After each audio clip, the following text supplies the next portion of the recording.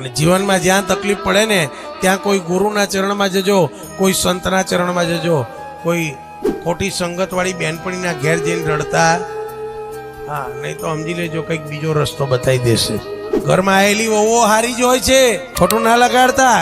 ઘરમાં આવેલી કોકના પરિવારની દીકરી વહુ બનીને આવેલી હારી જ હોય છે, પણ આ તો પાડોશરને ત્યાં બેન એટલે કે તારી સાસુ, એમાં બધું બદલાય છે. મને તો એટલે કાઠિયાવાડી અમુક બહેનો જે કાઠિયાવાડ બાજુ છે ને મને બહુ ગમે.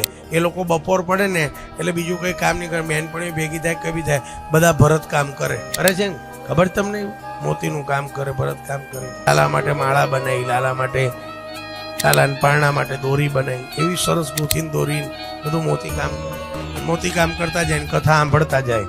બીજાની વાતો સાંભળશો ત્યાં ઘરમાં તકલીફ આવશે. જ્યાં તકલીફમાં આવો ત્યાં સદગુરુના શરણમાં, કોઈ સંતના શરણમાં. હું તો બધાને કહું છું ગુરુના શરણમાં જતા રહે, કોઈ સંતના શરણમાં જતું રહેવું.